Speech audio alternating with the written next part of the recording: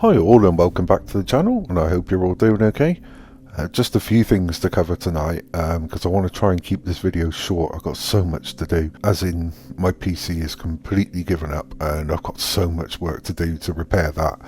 But I'm going to start off with Williams team principal James Vowles, because he has explained that the team did have other options besides Sargent for 2024, but that his own personal experience helped him stick by him. Vowles said, "We did have other options, yes. We invested a year in him because I believe in him.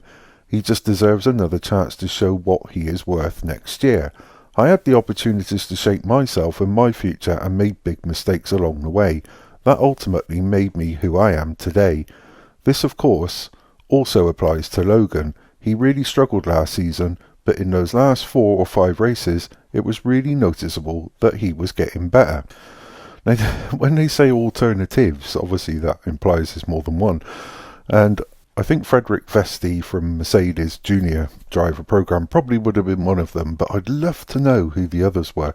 So if you've got any ideas, let me know, because I can't seem to find any other names that have been dropped in that Williams claim that there were options. So then I want to come on to McLaren's Oscar Piastri, because he's claimed that comparing his abilities to that of teammate Lando Norris proved to be a good benchmark. During his debut F1 season, Piastri picked up 2 podiums and a sprint race victory in his 2023 season. Piastri told F1.com, "In F1 there's only your teammate that you can directly compare to, and Lando has been a very good benchmark. So in some ways, at the start anyway, seeing how I fared was a bit of a measuring stick for myself.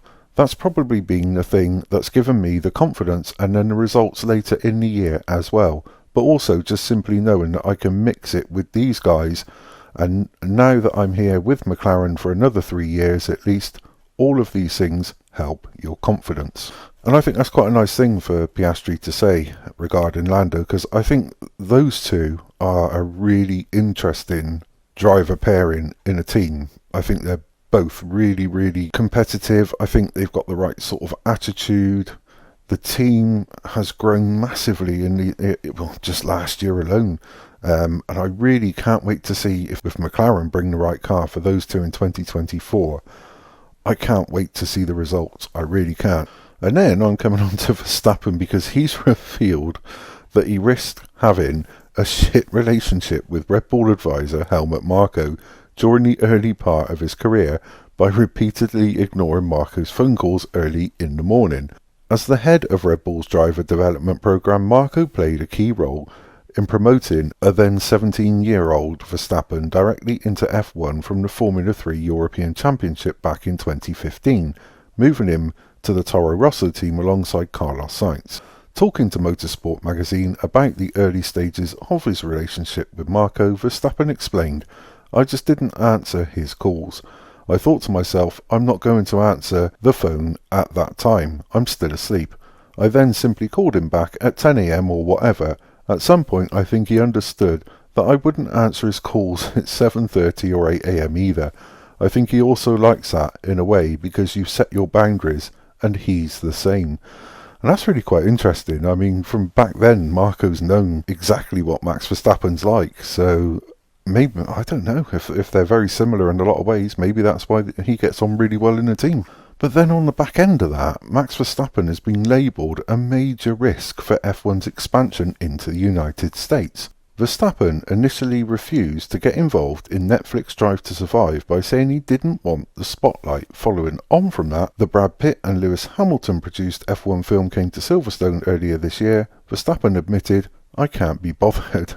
But Barton Crockett, who is a senior research analyst for Rosenblatt Securities, who covers Liberty Media, has commented on the situation, stating, "As great as Verstappen is, right now he looks like the biggest risk to the business. F1 has targeted the USA ever since Liberty Media took over the sport in 2017 and have seen a 44% revenue increase, totaling $2.75 billion in 2022. From what I can make out, the viewing figures have dropped since last year. I mean, let's be honest here.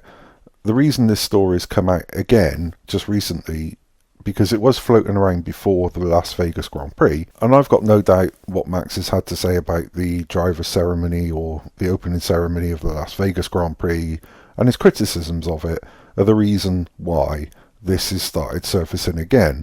The thing is, Formula One owners, FIA, whoever, they all know what Max is like, and if he's got something to say, he's going to say it.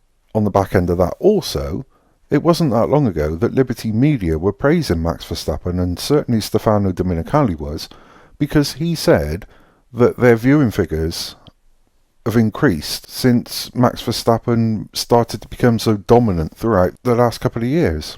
You can't have it both ways. You've got F1 Stefano Domenicali saying Max is great, he's increased our viewing figures, but now you've got Barton Crockett from Rosenblatt Securities saying that Max looks like the biggest threat to the business. You can't make it up, can you? But so, I'm going to get on and fix my PC now. Hopefully, fingers crossed, I can get it working. Sorry, I'm just rambling on again. If you do like what I do, please like and subscribe, and also press that notification bell so that you get those warnings of my future uploads. Again, whether they're good or bad, that's up to you to decide. I'm not saying I make them bad on purpose, I really don't. So yeah, thanks again for your support and for watching my videos, commenting, all of that. I really and truly do appreciate it. So until the next time, take care.